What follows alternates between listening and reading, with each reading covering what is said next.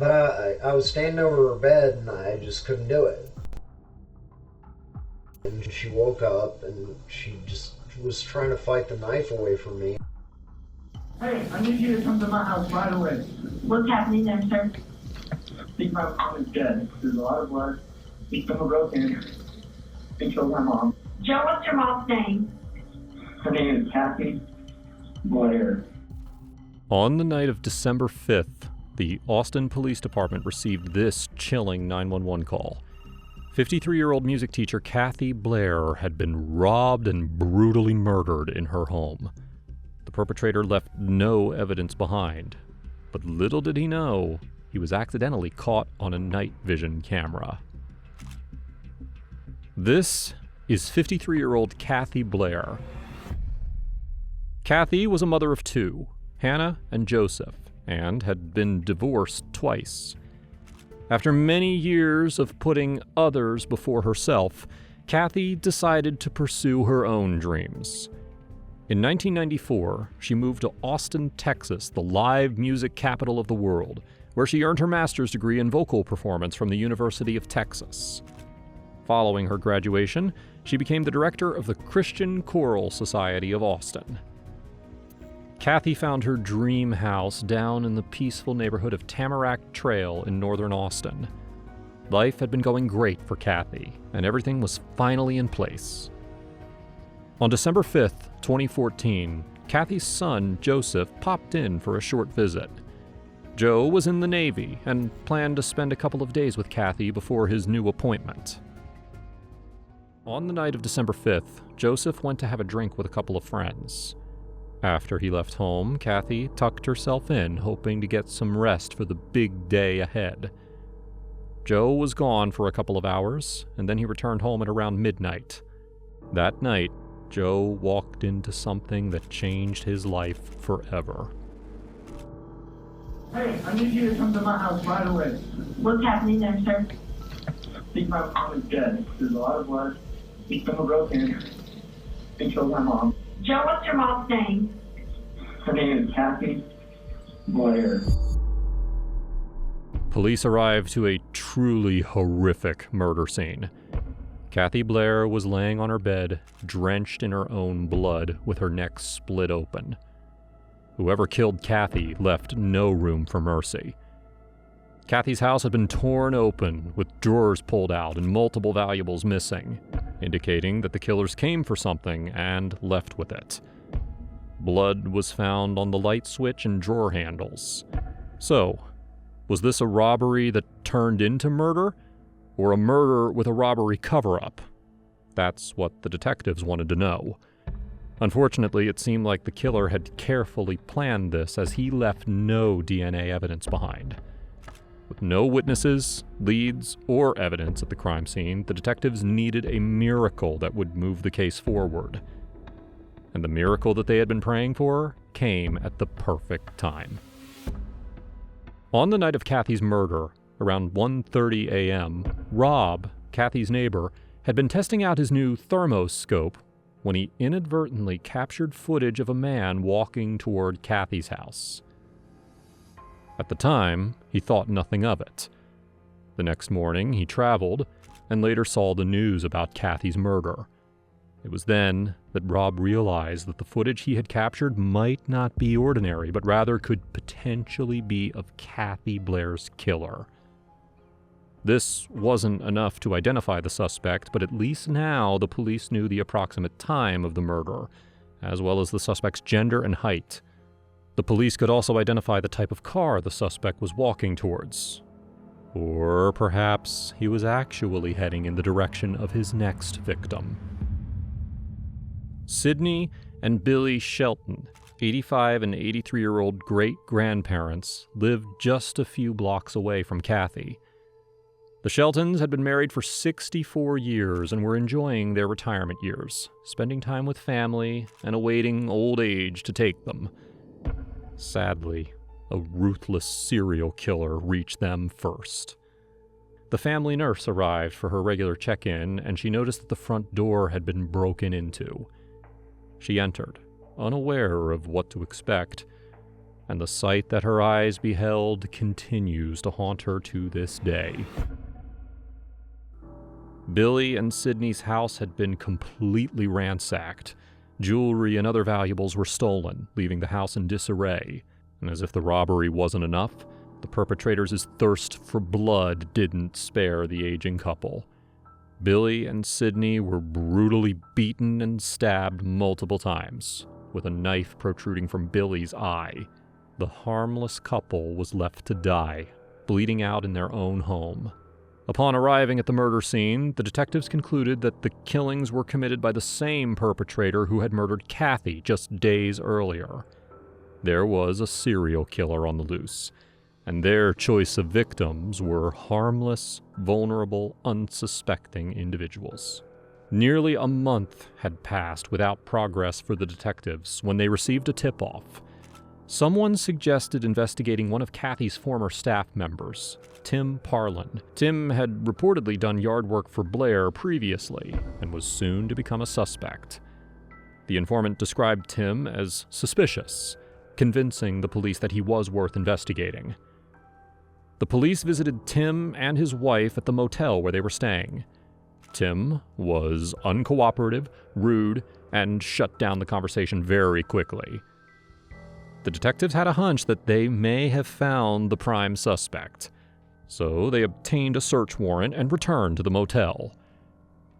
Around the same time, Tim was arrested for a traffic violation and brought in for interrogation on December 30th. I have a question, because that's what this license thing is about that you're using against me now, or that's where it originated from. Right. I was asleep in that same van, asleep parked, okay, and then they arrested me for parole violation for not reporting.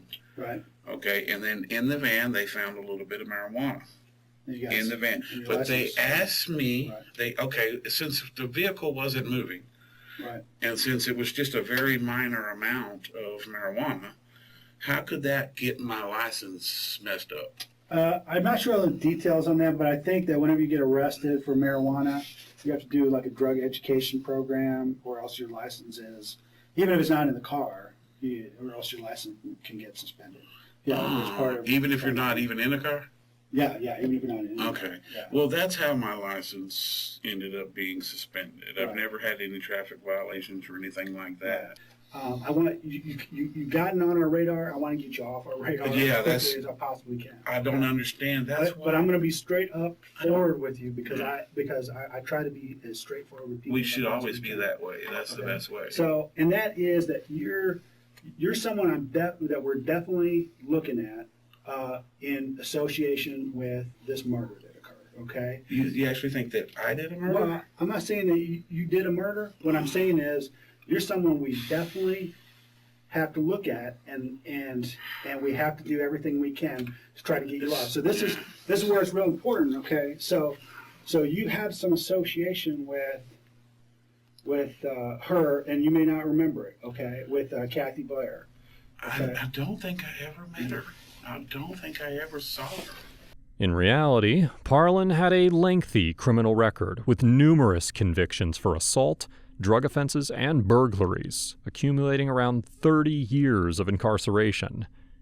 His criminal history predominantly involved thefts, particularly jewelry-related crimes, suggesting a specialization in this area and making him the perfect suspect. If you're enjoying this video, please make sure to hit the subscribe button. It helps the channel out a lot. Okay, now back to the video. Do you know anyone else who's been murdered? Not that I know of. Okay. No, I mean, you're the first enlightenment of anything at all, and you didn't do anything but just briefly mention her name. And the only thing I was trying to do was I was trying to put together my records, because they got one of my briefcases when they stole the van. Mm-hmm. And it had I usually have a notepad of some type, Right. and several pens, and I keep notes as to what day I worked, what work I performed, who owes me for the work.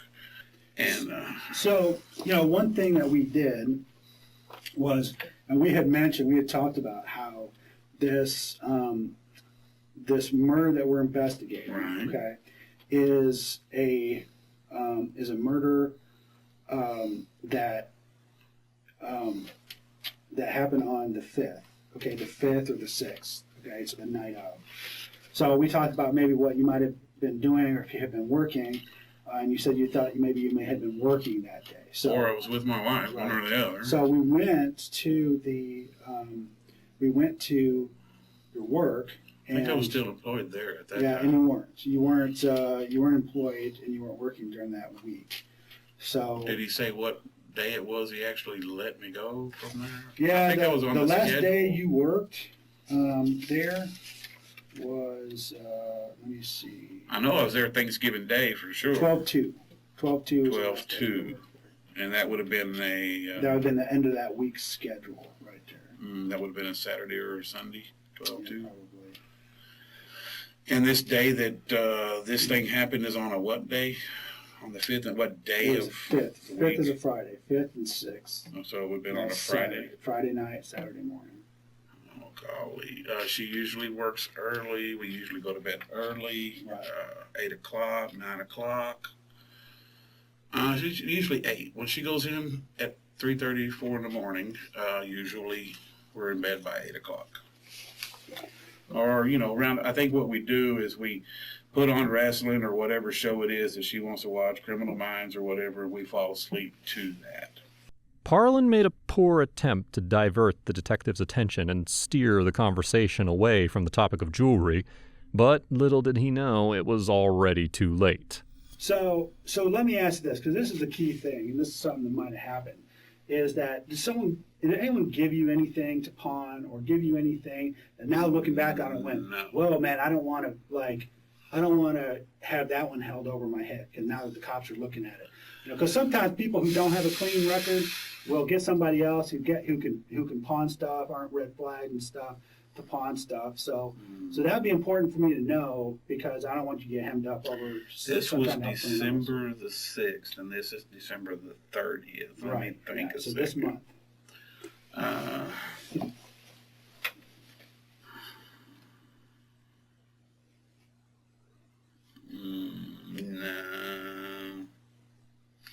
No, because I did have a gold nugget, just a nugget, one of those, it looks like a nugget. Right. I did have that, and I actually pawned it, but it's just a nugget. It has no... Is that the only thing you pawned this month? Yeah, that's the only thing. And where did you get that nugget from? I've had it for about a year. Do you remember where you got it from originally? I'm trying to think. I'm trying to think now that you brought that up. So that golden nugget thing, you said that you pawned this month, and you said you had it about a year. Do you remember? I don't remember if it was this month or I thought it was before Thanksgiving. Was that the last thing you pawned? Yeah, that's the last thing I've dealt Do with. you remember in a where while. you got it at? I'm trying to think of where. It's been about a year since I got that. In reality, the reason the detective inquired about Parlin pawning any jewelry recently was because they had discovered a receipt for a golden nugget pendant while searching his motel room. This jewelry belonged to Kathy Blair. And what's more, Parlin had pawned it on the night of her murder, clearly exposing his lie. So how much did this nugget did you? It's only worth about $100. It's just 4 or 5 grams, 6 grams. It's nothing. It's not nothing serious. It's just one little nugget that hangs on a chain. Right. It's the only thing I can think of. Okay. The only thing I could even remotely think of is the day that you came by. And I told you, I said, hey, I'm going to remember to look through to see do I have any names or the list of the day when I worked at that residence, which was back in the summer, I believe it was, or spring or summer. It might have been summer. It's been 6 months or so, or maybe 4, 5, 6 months. I don't remember exactly when it was. But I did, at that time, I always do that, is I take notes of who it is that called me, what do they need? Okay, and I write that stuff down. And then like that particular person, I've worked with him before, or for him before. Mm-hmm. We mended a fence on one of his properties one time, and let me see, what else did we do? Oh, we built a pad at his actual residence. Cow Path, something Okay. like that, 183 area. We built a pad in his yard, a design scape. Mm-hmm. And I worked with him then. He called me in on that. But I only go to any of these people, they call me. When Parlin mentioned that he had previously done yard work for a landlord on Tamarack Trail, he claimed to have briefly seen the tenant, a lady who walked past him. What he conveniently failed to mention was that the tenant in question was Kathy. And do you remember having any contact with the person who did live there? No, I just remember her coming and going in some kind of I want to say it was a Suburban, but I'm not sure. It could have been a Yukon or whatever, some kind of an SUV, a big SUV. Right. Coming and going a couple of times while, actually talked to the lady while I was there. Okay. And just said, hey, this is Tim. This is the guy that does a lot of work for me, and he'll be doing this job, or whatever. Something like that initially. So just a quick question. We had asked, we talked about this before, but I just want to clarify. So you never went into the house while you were No. Yeah, definitely not. So, I mean, definitely not. You got to pee a lot. You didn't ever have to go in and use the restroom in there? No, I'm kind of pretty, I'll piss outside. Right. I never do that. Right. Unless, if you calling me to go fix a broken sink or something, Sure. you're going to be there, Right. because I don't need no kind of, anything, where you think I'm involved with anything. Right.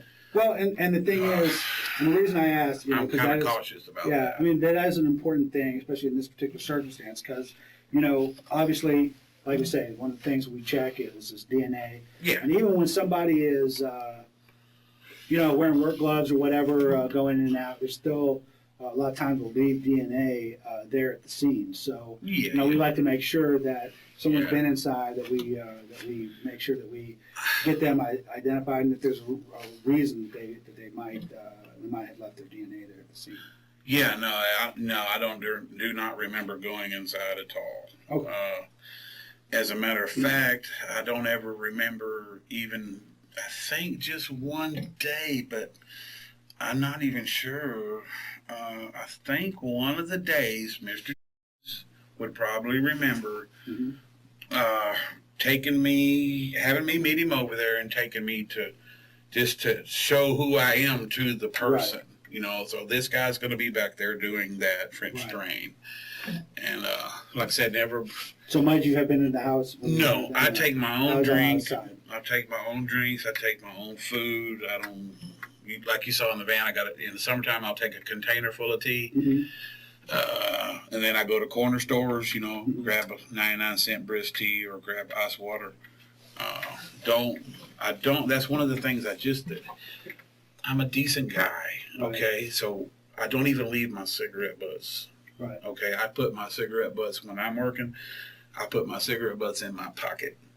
And your officer, the one which I'm hoping that's going to be fixed, because it's going to cause me a lot of headache if I have to get arrested for driving while license suspended. Because then the parole people are going to come in. The last time this just recently happened, I ended up spending 90 days. I almost got my wife to where she thought I was doing some kind of, hey, if you're going to get in trouble all the time, this happened. Okay, now, as far as I know, okay, I'm just going to ask. I'm not sure. I'm pretty sure you would know. As far as I know, I need to be driving the car, and you need to pull me over in the car. It's intriguing how Tim consistently attempts to steer the conversation away from its original focus, a trait rarely seen in innocent suspects. So, If he wants to give me a ticket, that's different. right.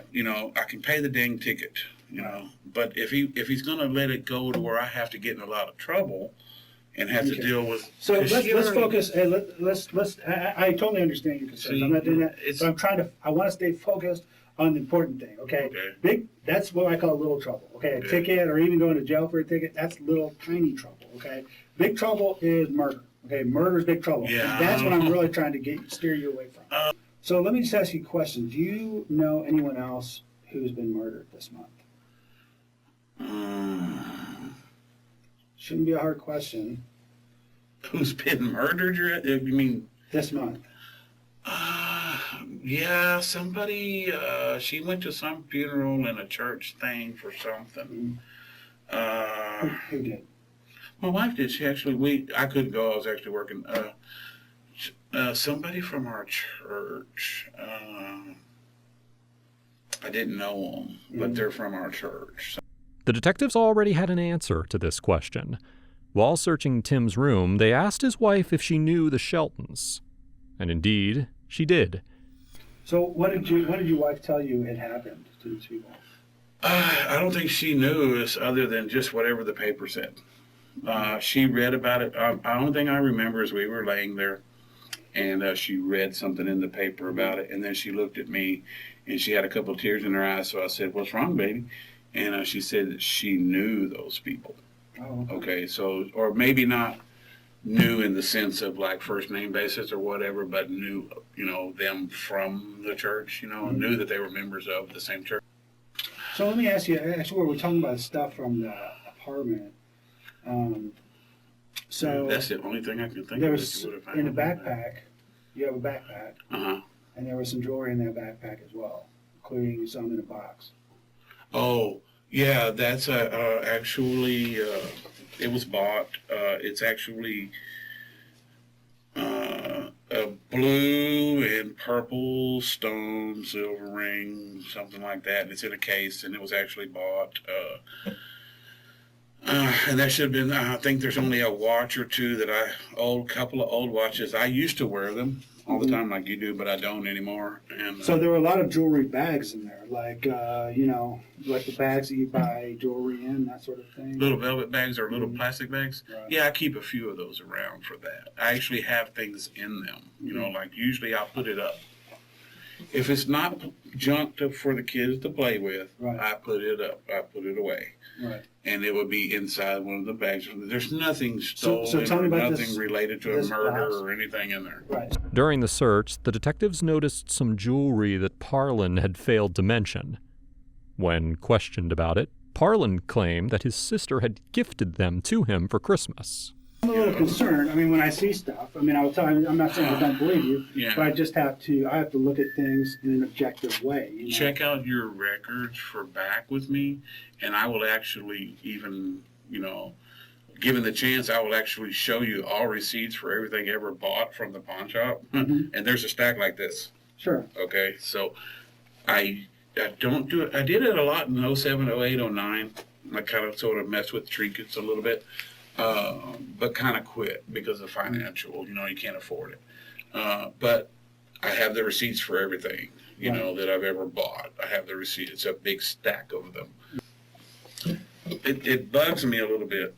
When I stepped out of my van, they didn't have weapons drawn on me, but they said I was not under arrest.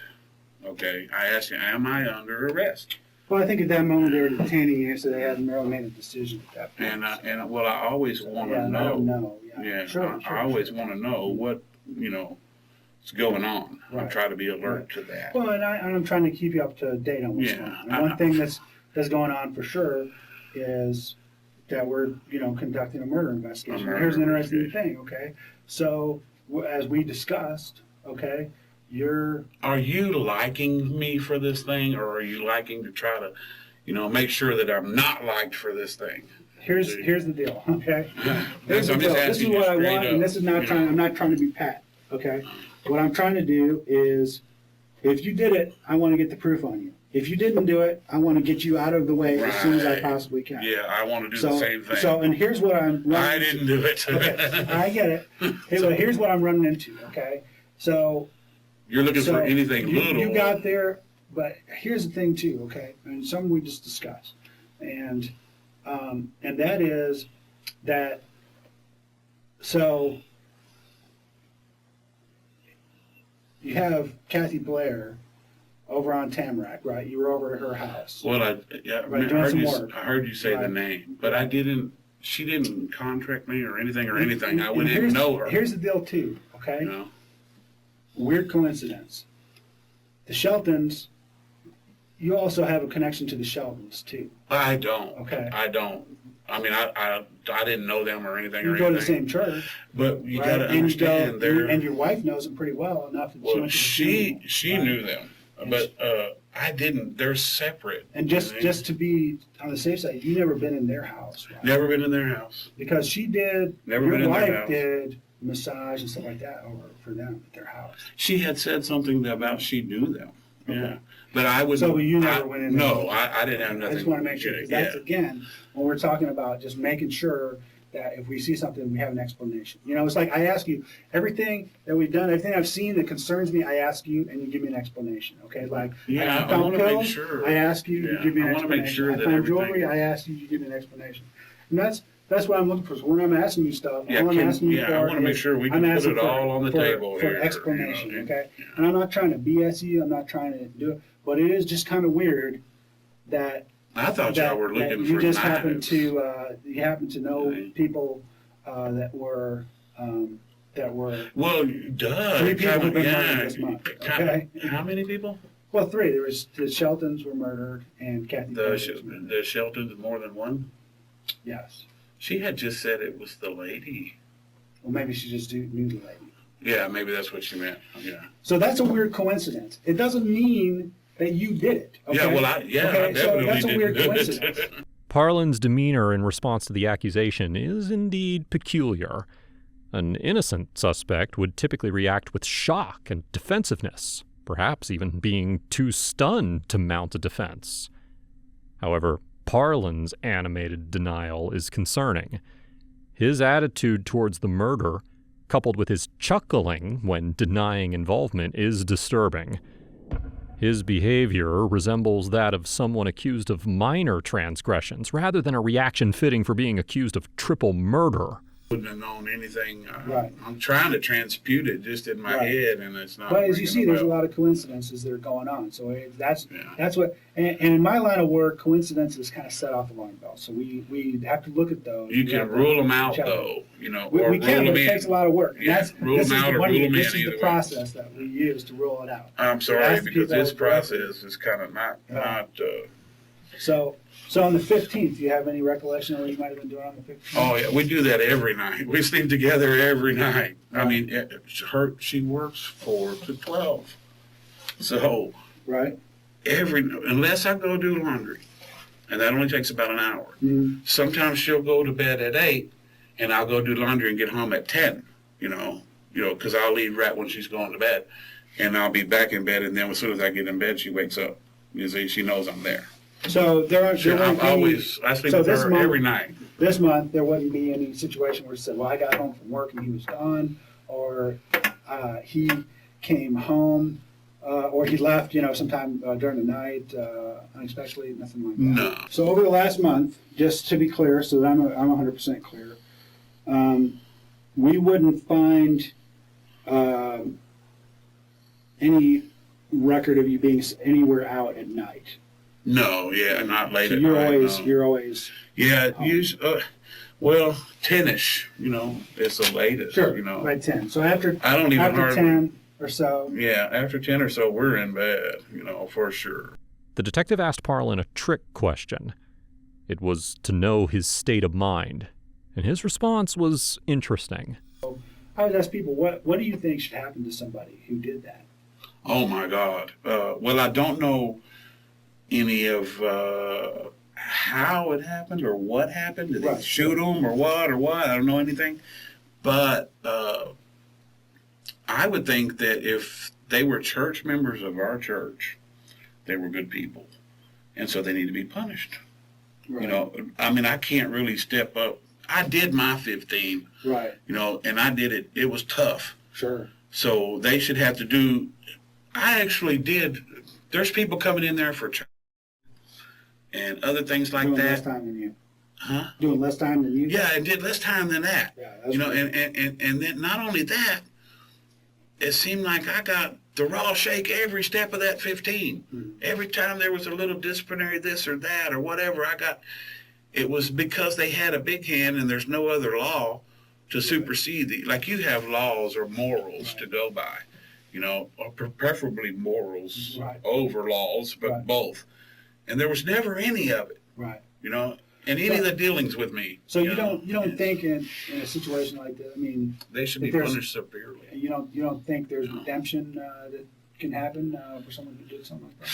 We're taught to believe that in our Bible study class. We're taught to believe that they're, that they can the worst people because Paul was a murderer. We're taught that they can be saved by God. Right. But I would think that it would take God himself to be a part of it to do it.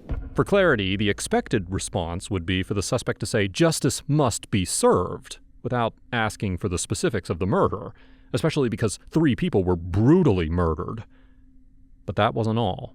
The detective decided to ask another trick question, which Parlin evaded yet again. I'm not saying you didn't, but I'm saying this is just a mental exercise. If you did it, would you tell me that you did it? Oh, yeah, you asked me that already. No, I asked you if somebody else did it. But if you did it, you would. At this you would point stage, I'd have to tell you because Why you would you already. tell me? Yeah, I mean, if I did this, Right. And you're asking me, ask me that again so we can clarify. 'Cause I don't know did if the it, I'm not room's saying, bugged or I'm not what. saying you did anything. I'm just saying if you did it, if you killed anybody, would you tell me? Sure, yeah. At this Why point, would yeah. anyone tell me? I don't know. We got all our cards on the table, Right, so it's kind of just between 2 guys. right, We both put our britches on at the same time. You're losing a little more hair than me, but just like on a path of life, and we're just 2 men. Now, why can't I meet a man fairly? That's one thing I stand on is you saw it. You Right. met me the other day. right. I met 2 men, which is not cool. It's supposed to just be one-on-one. Right. But I met 2 men. One guy, he's playing the bad guy deal or whatever. He had a hitch in his craw that day. Mhm. And he dug first. I have common sense, and I looked at the van. The van's a freaking wreck. You can tell Right. if that was a previously used item or not, or you Right. can tell if it's been there a long time. It's got dust and dirt on it. Why it was a ruse or a trick for him to take them, or something. Something wasn't right in the taking of them because he was being cautious or careful. Yeah. Well, see, I don't, but to me, they're just. I have so many. My girl just bought me a brand new one. She bought me. I ain't even opened it yet. That was a Christmas present. I'm going to say something. I'm just going to be straight up honest with you because I'm going to tell you what I'm thinking. Well, they did it in there. I hope you don't take offense by it, but I try to be as honest as I possibly can. Okay? Sure. This is what I suspect. Okay, and you can tell me if I'm wrong or not. Okay. I definitely will. What I suspect. I got to is pee that- anyway again. So. Is that we'll take care of it in just a second. So I know you don't have long, but so one thing I suspect, and the jewelry and stuff makes me think this, is that, and also a little bit of your background. I know that's a long time in the past. Yeah, okay? I haven't had any of that background in a But while. people, I know people sometimes go back to their ways, and that is, I suspect that you might be doing some burglaries. Okay, I think you might be doing some. No. Maybe working in people's houses and going No. in No. and doing them. No, sir. Okay. No, sir. I'm not in shape for it anymore. Right. I don't got the mind for it anymore. Well, how much in You know. shape you got to be to do a burglary? You pretty much got to be. I don't even know if my ticker would take it. Right. Because it amps out. Your Right. heart kind of races, and you're in this. Mm-hmm. From the old days, if I was to explain it, it's like doing a big old bump of meth or something. Right. I don't know if I could handle it. Oh, just the heart rate Yeah. of being inside. Yeah, I don't know if I could handle it. I wouldn't do good at it if I did it. Before the murders, Parlin's van had reportedly been stolen and later recovered. Now, in an apparent attempt to deflect suspicion from himself, he told the detective that he believes whoever stole the van might be responsible for the murders. Why would that person who stole your van then go If they and kill can't- somebody? If they can't get along with me during the course of something to come to a happy medium, just like you and I did, Right. there's something amiss with them. Sure. Okay. And maybe they're capable of murder, but why would they murder these particular people? That I would not know. I wouldn't. In other words, I don't even think that there's any. I don't even think there's any correlation. Okay, so here's the deal. Hopefully you got some halfway decent. I'm gonna send these guys. I'm gonna send you back with these guys, these officers. They're gonna take control of you again. They're gonna take you back out there, okay, out to where you live at. All right. They're gonna issue you a citation, a traffic ticket for the driving with your license. Warning. And ticket. Okay, you're a gonna get ticket I traffic have to citation. pay. A warning ticket that I Well, just had to pay. But here's you know? here's the thing. Okay, I understand the situation. Yeah, because I have to answer for it, and it's going to cost me a lot of headache, and you don't want to Not cause for me a headache. You I have have to explain it to her.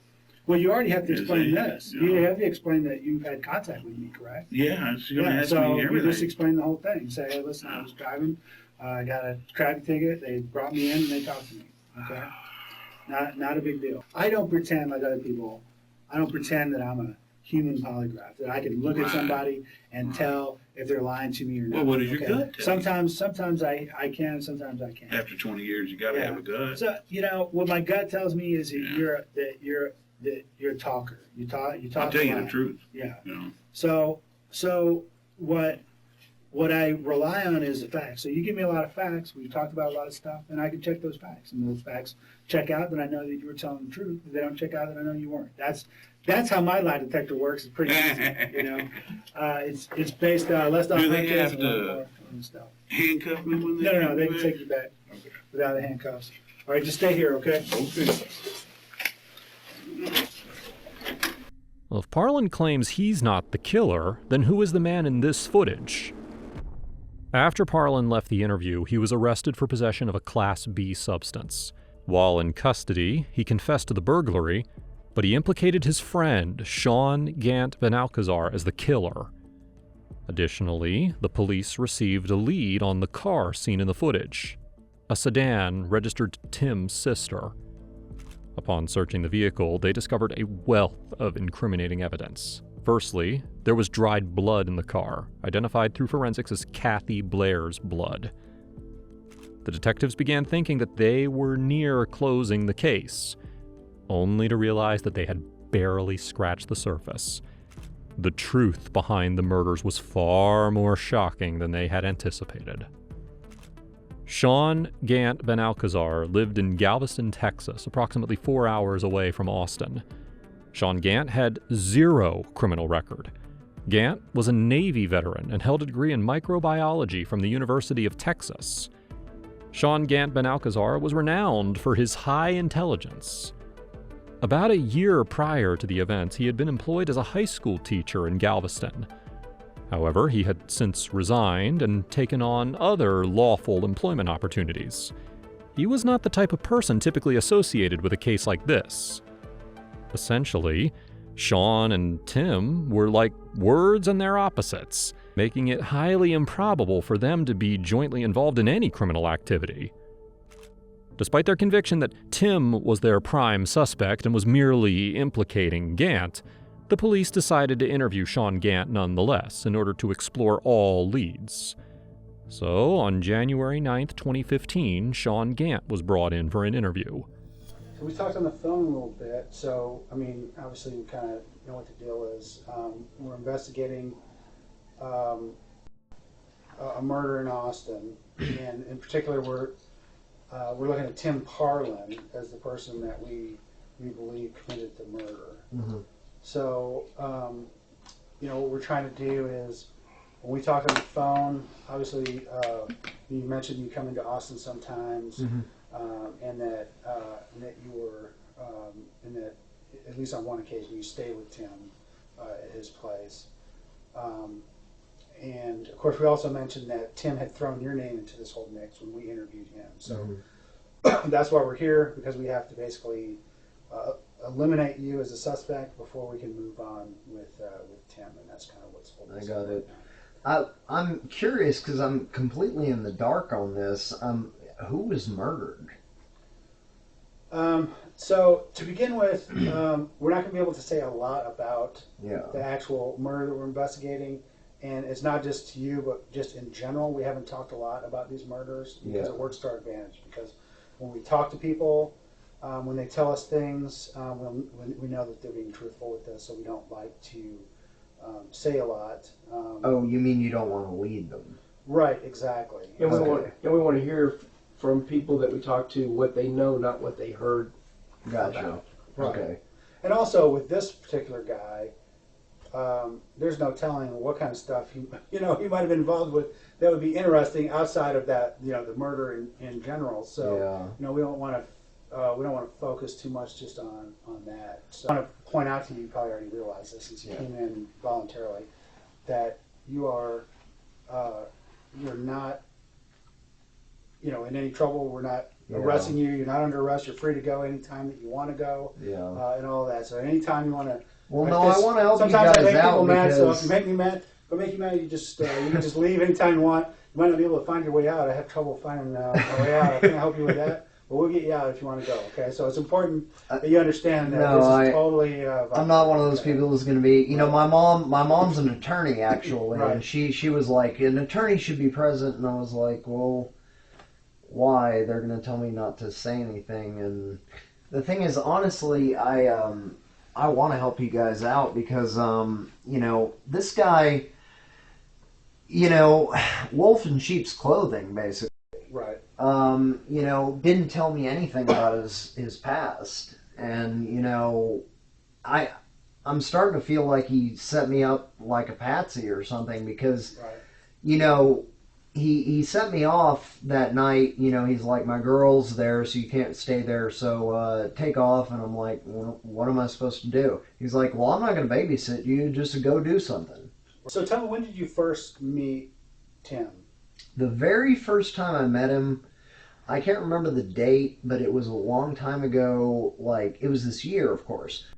Gant had initially met Parlin through his sister, who was dating Parlin's nephew. Although they barely knew each other, this was enough for their relationship to grow. So I want to go back to specifically the day that we were talking about, the 5th and the 6th. The day that you came into Austin and you tried to play. And that is a very important day because that is the day that the murder happened. That is the night that the murder happened that we were talking about. So was there anything that Tim was doing, in retrospect, looking back, now that I just told you that, that you say, okay, well that could be important, something that I saw, something he was doing, anything like that?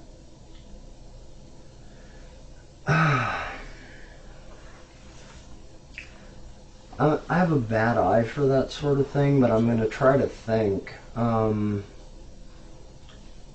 He kept bagging stuff up. He was bagging some stuff up. What was he bagging up? Just like trinkets and shit. And what do you mean by trinkets? It just looked like hard to explain. It wasn't really like jewelry. It was like it almost looked like belly dance stuff or something. It was just like random. It was like, I'm trying to think. It was just random junk, and it was like, but it was like shiny random junk.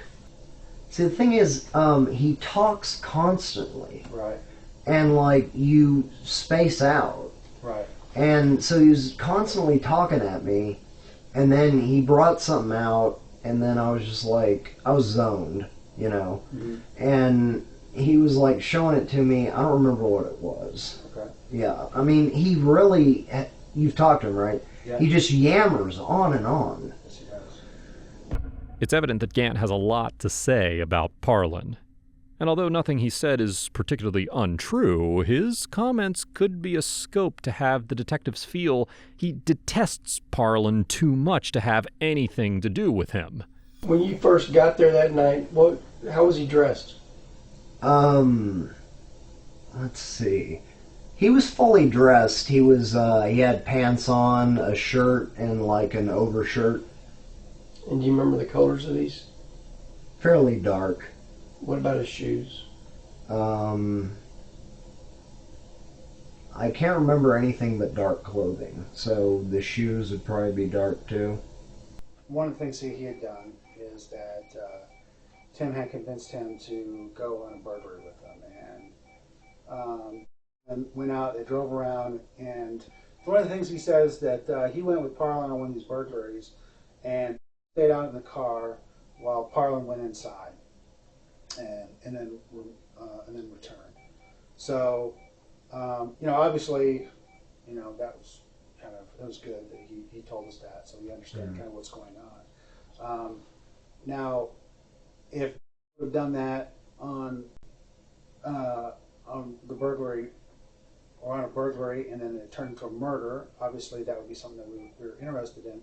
But of course, if that's what would have happened, let's say that we drove up with them, and then Tim went in, he thought he was driving him up for a burglary, and Tim went in and actually killed someone and came back out, then that would be, that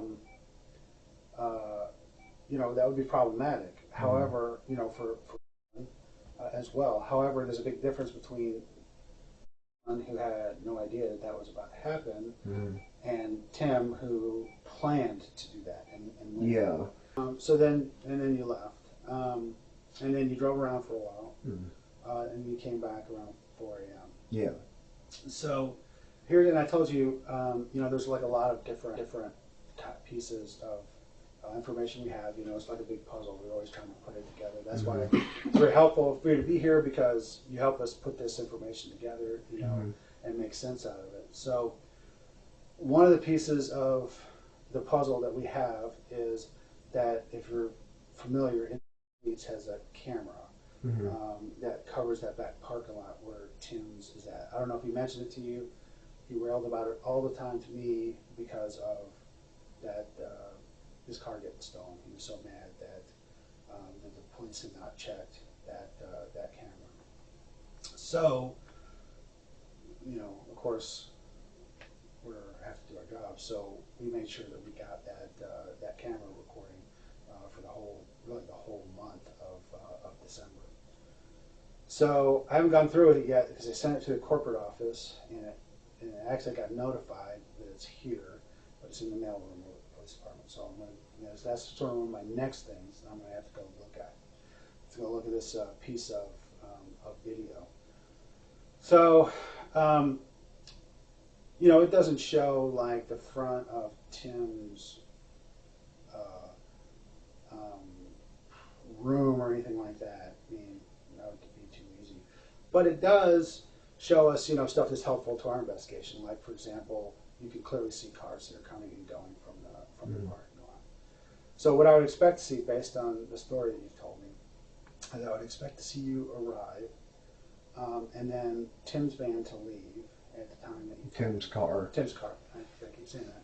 Tim's car to leave, and then Tim's car to return back, and then for your car to leave. Right. So at approximately the times that you told me that would occur. Would you say that's correct? Yes. So obviously, if I didn't see that, if I saw something different than that, like I saw Tim's car leave, but I didn't see it return, or I didn't see your car leave and then come back later, and then come back at 4 a.m. and all of that, then I'd be very concerned that, about the story. Obviously, Yeah, the story wouldn't check out. Right. Gotcha. So that's why I'm saying, when we talk about this stuff, it's very important, to be as precise as you can. Yeah. You have to realize that with everything that's been going on, Sure. a lot of this stuff has gotten muddled. Sure. But I'm trying to be as accurate as I can. Absolutely. Informing Gant about the presence of a camera in the motel parking lot was a strategic move by the detectives to gauge his reaction and potentially prompt another change in his storyline. Typically, a shifting narrative suggests a deceitful suspect, not necessarily guilty, but certainly reflects a suspect concealing important information. But I think we can say for a fact that you did not come to Tim's house and then stay in his apartment while he left, right? No. So if he left when your car's still there, you're with him. Mm-hmm. Okay. Just want to make sure that I'm clear on that. So, so when you go, that'll help clarify things immensely. My concern is if I don't see that.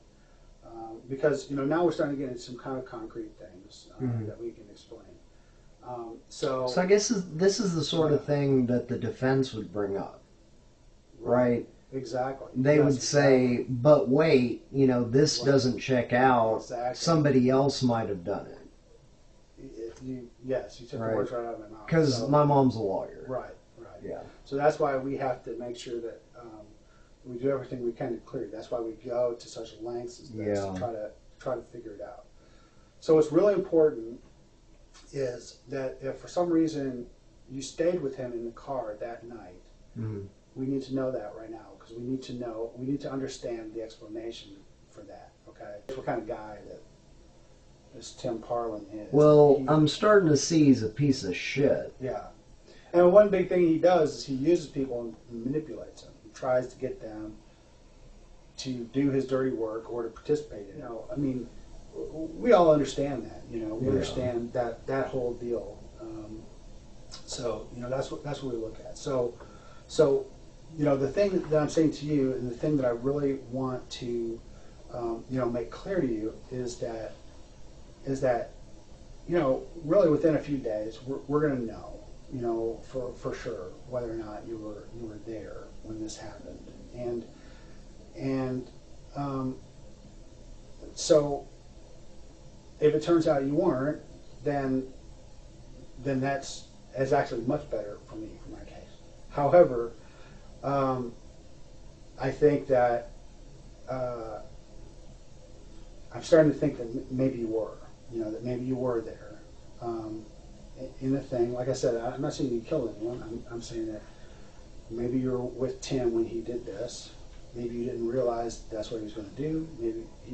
And certainly I don't think you realized he was going to do a murder. But maybe you didn't even realize he was going to do a burglary. But the thing is, we need to understand now, because if that's what we find.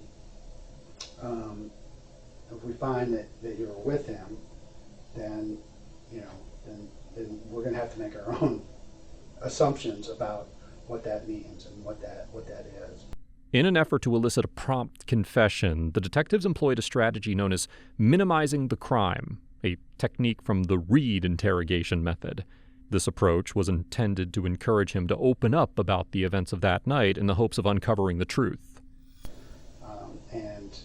And you're not necessarily going to have the opportunity to tell your story at that time. So we want to make sure that you're telling us your story about what happened and about why that is. I mean, as far as I know, that's what happened. I mean, he went all over the place, right. And he'd stop at he'd park in front of people's houses, he'd get out at the and I'd wonder where the fuck he was, that kind of stuff. I mean, I didn't even know what he was up to. You know what I mean? So tell me about some of the houses that he parked in front of. Well, I mean, he was just driving through neighborhoods, and he was just talking about how he drives the streets. Just talking, just the yammering again. When Gant was asked to describe the stops that Parlin made during their journey, the investigation took an intriguing turn. So did he stop in a neighborhood and get out of the car? I think he did at one point. Okay. But, I mean, it wasn't for too long. So tell me about that.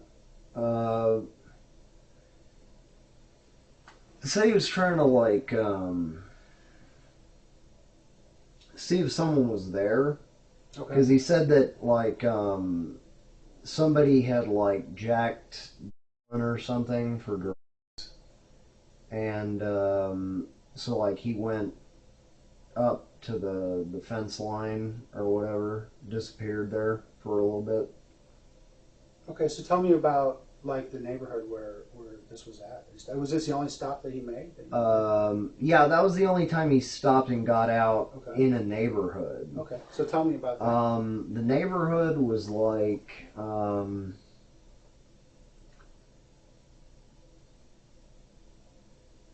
fairly nice. It was broad streets, sharp right angles, and brightly lit corner. So tell me, where did you park in front of a house? No, we parked underneath a street light. Okay. That's why I said well lit, because I remember there was a lot of light. Mm-hmm. I mean, I was like straight out from the road most of the time, and I was just tired. And also, he gave me a perk because my back hurt from the drive, Right. so I was also spacey. Okay. He got out for a few minutes and said he was going to check out if someone was there because they had like jacked or something. And I was like, whatever, do what you got to do. Okay. So he got out and, went over to the house. And I just waited like a few minutes. And he came back and said, well, I guess they're not there or something. And like... Unknown to Shawn, Kathy's blood was discovered in the car, specifically on the passenger seat. If he claims to have sat there, it raises the question of how the blood got there, if not through him. At this stage, the detectives are convinced that Gant is concealing something. So the pressing question remains, what exactly is he hiding? So, one of the things that we talked about earlier is that, it's very important that we not leave out details even when they're embarrassing. Okay. So, as I mentioned, our investigation is very thorough. Far more thorough than we deserve because we caught some lucky breaks. Okay. Yeah. But I'll tell you that. But I can tell you that there's some stuff about your story that I know is not correct. Okay. So one is that the one big one is that I know that that Tim committed a murder that night. Okay. That's one of the things that I know. Maybe you didn't know it right at that moment, but you certainly knew it before we came in here and talked, or before I talked to you on the phone about it. Okay. That's one thing. Okay. So another thing that I know is that you knew that you either saw him go into the house, or that you went into the house with him, or that you came and picked him up at the house. One of these things, because from where you're describing, you couldn't have seen that house. Okay, so the only way you knew which house he went into is because you either saw him going in. Well, no, the reason is because he drove by a few times. Mm-hmm. He drove through the neighborhood and pointed it out. Okay. And then he parked. Okay. And then I kind of watched him go, and he just kind of disappeared from view. So, in that car, what car were you in? The same car he always drives around in. Okay. All right. And you were in the passenger seat of the car. Mm-hmm. Okay. And the bag that he brought, did you see any blood on Tim? Nope. Did you see blood on the bag? Nope. Did you have any blood on you? Nope. Okay. Then why is the blood from the murder victim on the seat that you were sitting on? Why is that? Explain that to me.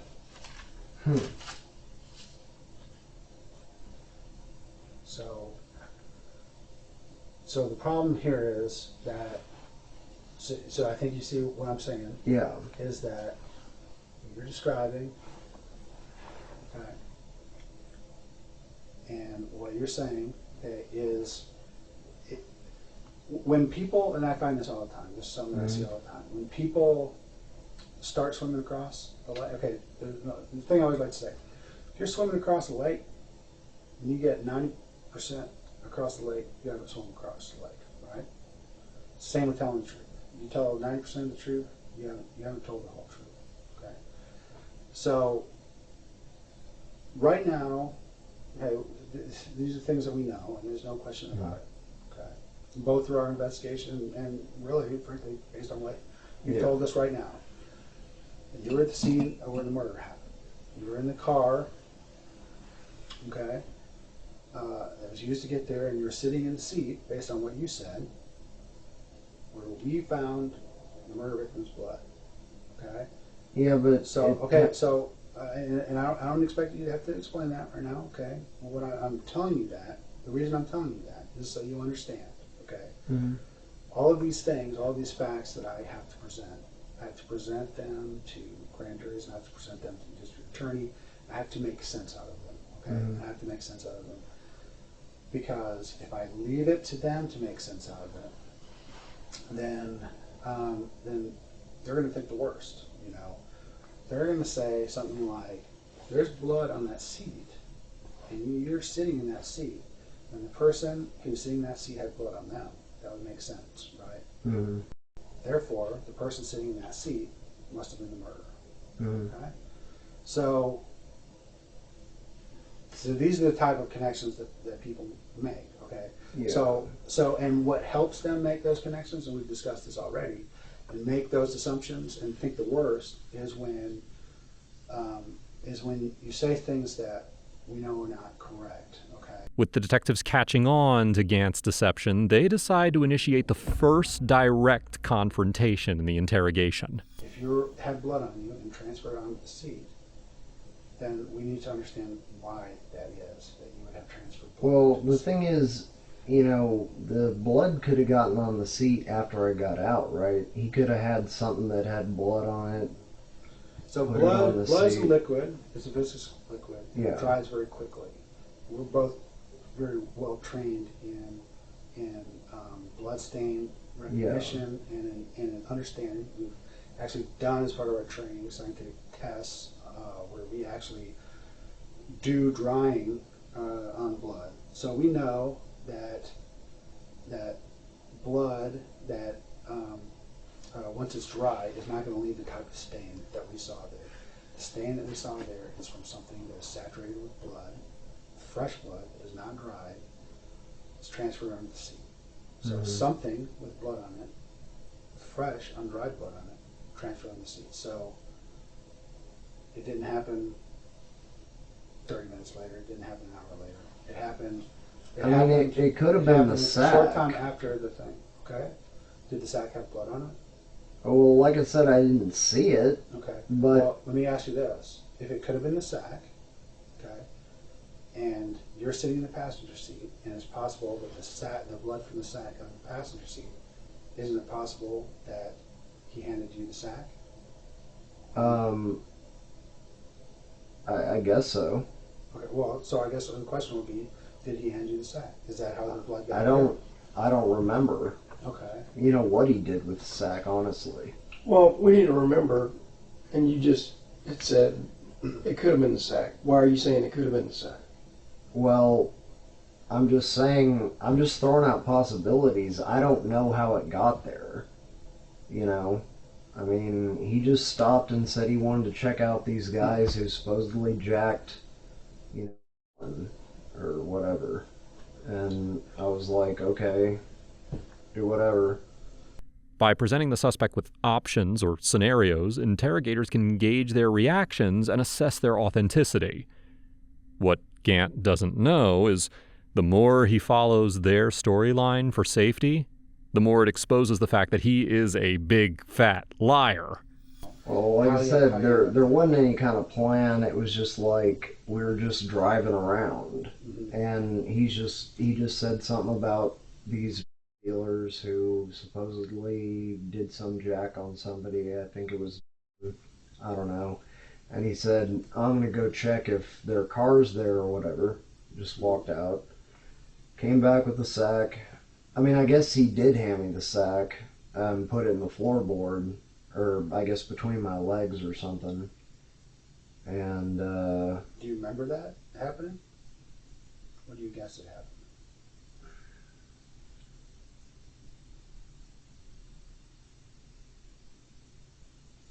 yeah, I actually do remember it happening. Okay. What was in the sack? I mean, because I know at some point we all got together and looked at what was in the sack. It's like a little bit of jewelry. Okay. Yeah, What else? that's all I saw. I mean, I didn't stick around to look at everything. I left. And so, where were you at when you looked at that sack? Well, I just took a peek at it when, he handed it to me. Did you see blood on the sack? I don't really think I did see blood on the sack, but, I mean, there could have been. It left a lot of blood. Okay. So if there was no visible blood on the sack, then the blood that we're looking at is not the blood that left that swipe. It must have come from somebody's leg or somebody's who was sitting in the seat. So that's what we're trying to figure out, right? So let me just tell you this, okay? Because this, I want you to understand how serious. I mean, you know how serious. Yeah. Okay. I want you to understand that I have to go back to Tim, and I have to tell him, hey, what happened. And now he's had plenty of time to think about this. He knows what we've been every time we talk to you. Mm-hmm. He's got to assume you either denied everything or you gave a half-ass story. And then now Tim's going to fill in the details. Okay? So basically what you're doing is you're allowing Tim to fill in the details. Okay? Hey, and that's cool. If you killed this person, then I think that's probably best to let Tim fill in the details because, what can you say? But if you didn't, we need the details or else Tim's going to fill them in. Now Gant has unwittingly fallen into the detective's trap, using phrases like, I didn't sign up for anything, to subtly remind them of their earlier statement, there's less trouble if he didn't know. Gant is attempting to portray himself as innocent, but unfortunately for him, it's also too late for that. I want you to be. Alright, look, there was blood on the sack. Okay. I mean, I just, Okay.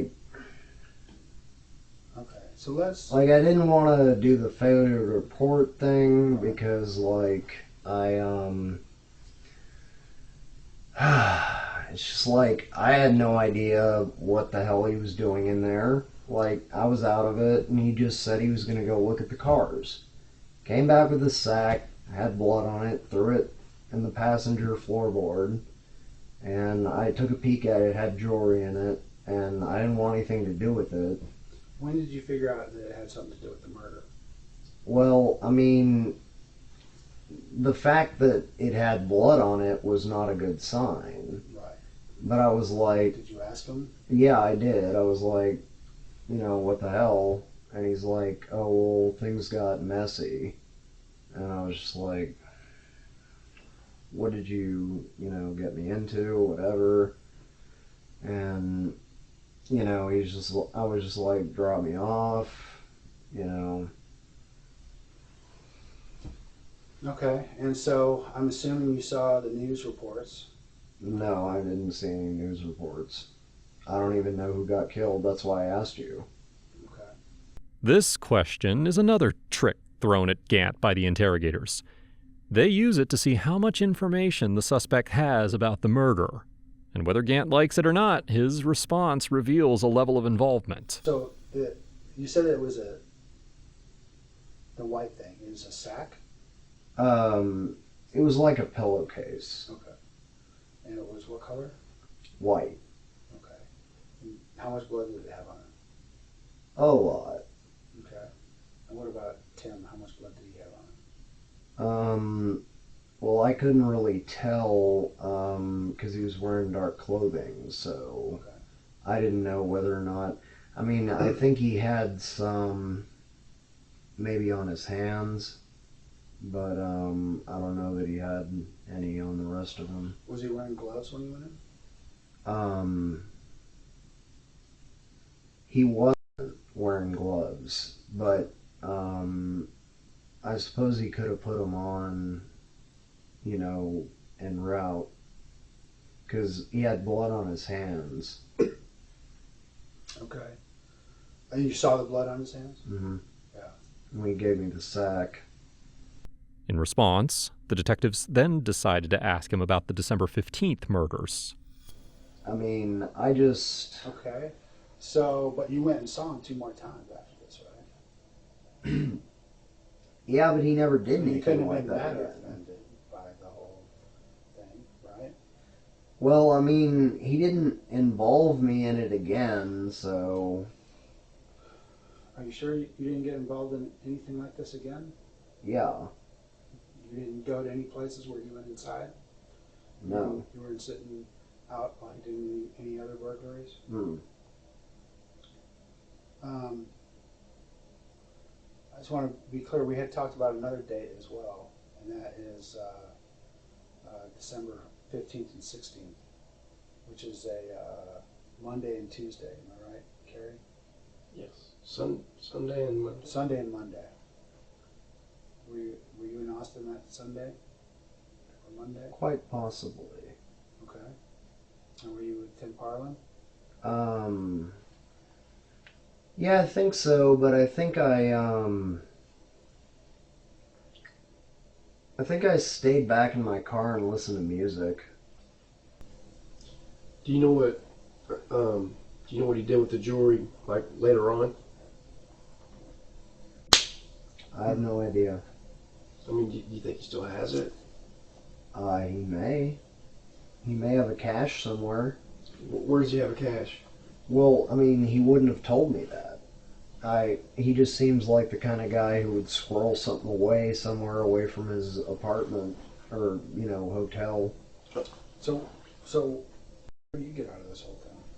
I mean, I didn't get anything out of it because I wasn't promised anything. I didn't want anything to do with it. What I got out of it was not getting killed. After a short break, the detectives confronted Gant, stating their belief that he was the one who got out of the car and went into the house. They also mentioned a crucial detail that instantly made Shawn uncomfortable. Did he tell you he'd been watching that house? He said he had some intel on it. What kind of intel? Well, he just said that somebody had told him that there were supposed to be certain cars there. What cars? Well, like I say, I don't remember the cars he was talking What about. other intel did he say he had? That was all he told me. It was like he was worried about how many people were in the house or something. Did he tell you that there was a camera on the house in the corner? No. Is there? Yeah.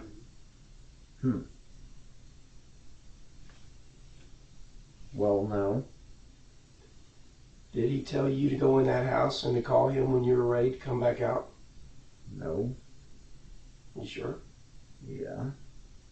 because that's pretty easily verifiable right there. That's information that not going to be hard for us to figure out.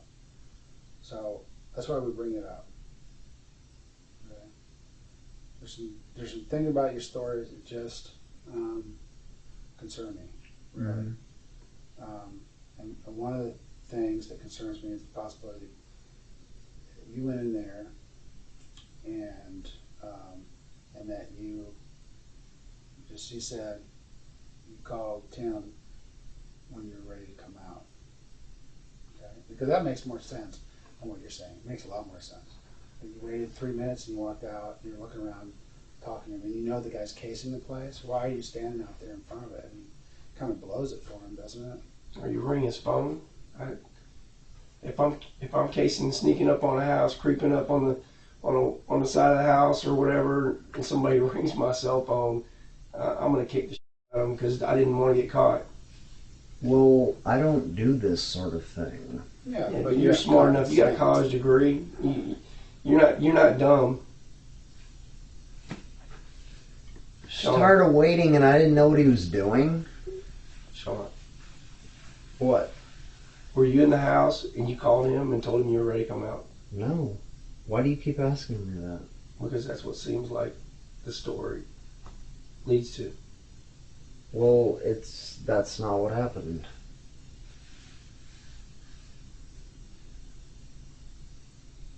What else do you know about this story that you're not telling us? Nothing. I mean, I don't know what you're fishing for. I'm not fishing. I'm fishing for anything. We have video of the person who got out of the car.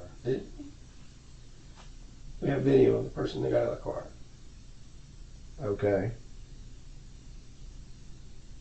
So it's pretty easy to tell whether it's Tim Parlin or Shawn.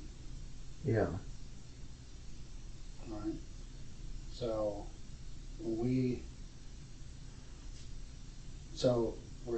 you see why we're skeptical. We're skeptical about things that are going on. Okay. And there's things about your timing that are just not right. Okay. Because we know exactly what time you got there. Okay. To the minute. Thanks to the camera. Okay. As of now, the detectives know that the man in the footage does not have the same build as Parlin, leading them to believe it might be Shawn. To get Shawn to incriminate himself, they decided to set up another trap. We know why the house was chosen. That's what led us to you, because we know why the house was chosen. Why was the house chosen? Because Tim chose it. Okay. So we know that. So maybe, I don't know, did he bully you into going into the house or threaten your sister, or what was the deal? Yeah, he was threatening my family, okay? Okay. I told you I was afraid of the guy. Right. Oh. You know, he said my junk was, saying his name too much and he was going to kill her, and we're close, and I couldn't let that happen. But I didn't kill her. Okay. So what happened? Well, I mean, he told me to go in the house and get the stuff. I don't know when she got killed. I mean, she was asleep. Okay. Let's walk through, because I'm interested to hear. And here's the thing. I think when you walked in there, it wasn't in your mind to kill her, okay? But I do know that at some point something happened, and she died. Okay, so I think he wanted her dead. He kept talking about how she had screwed over or something. Right. And he kept telling me he wanted me to kill her, but I didn't. She didn't surprise me or anything she never woke up. You can see Shawn going along with any storyline that he thinks will provide him safety. But as his story keeps changing every few minutes, the detectives are increasingly confident that they are close to breaking him. So let me walk through this here. Let's walk through the steps of what happened. You walked in the house to the back door. You walked in. You turned on some lights. What did you see in the rooms when you turned on the lights? Just a couple computers and beds, and I turned them back off. Okay. And so tell me about so then where did you go after you went in there? Well, I finally found the room where she was. Okay. And he told me that, I'd have to kill her because she would be wearing the jewelry. But I could see her hands, and there wasn't any jewelry on her hands. Okay. So I was like, I wasn't going to get it anyway. I was just going to take the stuff from the jewelry box and say that I got the stuff off her hands, and I guess, I don't know, maybe later he figured out, that he didn't get everything that he wanted to get, and maybe he went back. I don't know. Well, let me just tell you this, because I know part of what you're saying is true, okay? But you're leaving out some important parts, okay? Because here's the thing. The things that you're describing that you did, we know were done after she died, okay? We know that because there was blood. And blood was transferred onto all those things you just described that you touched. It was transferred into the jewelry box. It was transferred onto the light switches. It was transferred on that. So we know that you did those things after she died. Okay, so let's talk about what happened. Okay, we're there. We know. Yeah, but don't you think that somebody else could have come back and done that afterwards? It's not possible, and this is why. Because if she was laying on the bed sleeping, she's not bleeding. Okay, and on all the things that you did afterwards, you touched those things. Okay, you touched those things with blood on your hands. Okay, so what I want to do is move away from this notion, okay, that someone else did it, because we know that that's not true, okay? We know that you did it, okay? We know that you caused her death. What we need to do is understand why. What was the reason that Tim told you that he wanted you to go in there, and her in particular? He just said that was it. What he wanted. Right. And did he tell you, did he order you to kill her, or did he just tell you to take the jewelry? No, he ordered me to kill her. Okay. Realizing he has been caught, Shawn finally cracks open. She woke up, she lunged at me, grabbed the knife, started trying to wrestle it out of my hand. Right. And then it was a struggle, and I stabbed her in the neck. I didn't even want to do it. I was trying to get the jewelry without doing it. Right. And then she woke up, and I had the knife out, in case. But I couldn't do it. I mean, he said I had to. Tim said I had to, or he'd kill my sister, or have her killed, right? So, but I was standing over her bed, and I just couldn't do it. But, so I started doing her jewelry, and she woke up, and she just was trying to fight the knife away from me, and I was trying to, she almost got it away from me. She got one of my gloves off, and I was just, I don't know what happened. I just blacked out. I remember stabbing her in the neck after I got the knife back. I don't remember much else. Okay. And then what happened? There was a fight I know there was a fight on the bed, and then something happened after that. Did she get away from you? Did she? What happened? Well, I mean, she fell off the bed. Okay. And what happened once she fell off the bed? I mean, she just said go away or something. Okay. And that was all. I mean, And what happened then? I don't know. I mean, obviously at that point, you had to finish the job, right? Regardless of whether you wanted to do it or not, you had to finish.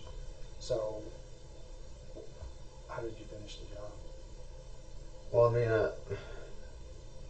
I told you, I don't even remember. I don't, after the fight and the first stab, I don't remember a thing.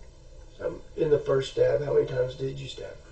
Just once is all I remember. Is I just blacked out. What did you take from the house?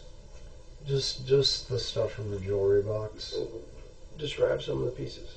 Just rings and stuff. I wasn't even looking. I just dumped the drawers. I didn't care. I didn't want it. It was just what I was told to do. Where was the jewelry box in the room? It was right by the door. Okay. And where did you dump the drawers? Right next to the jewelry box. And earlier you said it was a white pillowcase. Where was that from? One of the other bedrooms. Okay. That was it? Just the jewelry out of the jewelry box was what you put in the pillowcase? Yeah. The detailed explanation of the murder that Shawn provided was too precise to be fabricated. Consequently, The detectives asked if he had also committed the Shelton murders. Shawn vehemently denied this, insisting that Parlin must have enlisted someone else for those crimes. After his confession, Shawn elaborated on how Parlin had threatened him, claiming he wouldn't have participated in the burglary and murder if not for Parlin's coercion. Once Gant was placed in handcuffs and led away, the police realized that they had indeed captured their mystery man. The police concluded that there were two possibilities, with one being more likely given the circumstances. First, Parlin was merely a greedy burglar who contacted Gant to do his dirty work, seeking to steal jewelry without any intent to kill. He had no reason to kill Kathy, let alone the Sheltons, who were entirely harmless. Gant, on the other hand, appeared more interested in the killing rather than the burglary. The detectives were certain that Gant had murdered Kathy, and they were also convinced that he was responsible for the deaths of the Sheltons. This conviction stemmed from the identical pattern used in killing both sets of victims, a pattern that was highly unlikely to be coincidental and impossible for another killer to have replicated. If only Kathy had been murdered, it might be more believable that a fight broke out and Gant stabbed her. However, the double murder of the Sheltons suggested an ulterior motive. Consequently, it was concluded that Parlin identified the victims and drove Gant to the locations, while Gant committed the burglary and murders. Reflecting on these revelations, the detectives realized that Gant fit the textbook definition of a psychopath. Tim Parlin and Shawn Gant were tried separately, with Shawn's trial taking place first. Shawn's defense argued that he was coerced into making a confession, claiming that the detectives had pressured him. That if I didn't explain a reason for having done it, even though I didn't do it, I would get the death penalty. They claimed this particularly happened when he took a bathroom break and left the interrogation room. No, I'm just wondering if you gotta use the restroom. They also added that he was on sleeping pills at the time, which impaired his state of mind, and that he said what he did just to end the interrogation and leave. Enforcement went down there, we believe the evidence will show, with the express idea, plan, purpose, and intent to try to get him to confess to something he didn't do.